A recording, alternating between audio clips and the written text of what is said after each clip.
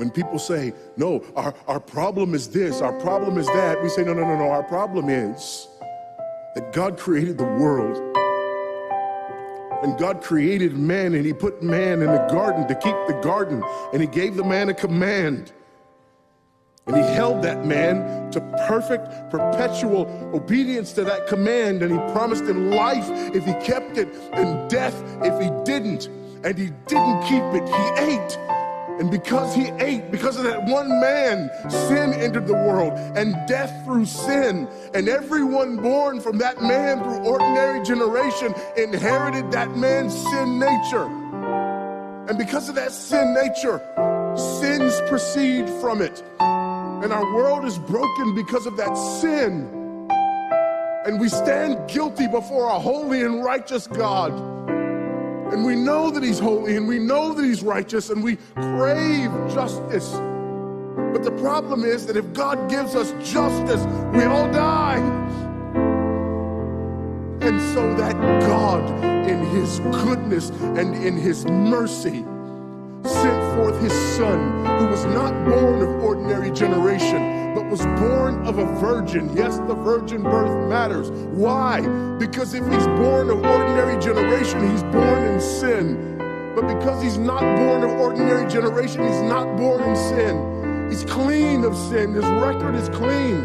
And he keeps his record clean. And he obeys God's law. And because he's fully God and fully man, he obeys the law of God on our behalf in his active obedience. And then in his passive obedience, God made him who knew no sin to be sin for us. All we like sheep had gone astray. Each of us had turned to his own way, but God laid upon him the iniquity of us all.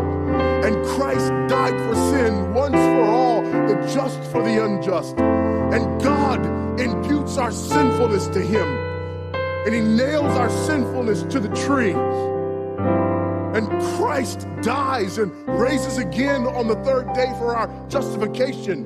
And there's another imputation. The righteousness of Christ is actually imputed to us so that God can be both just and the justifier of the one who places faith in Jesus Christ, so that all those who come to Christ may enter in. So that all those who place faith in Christ might be saved, but not only saved, but sanctified.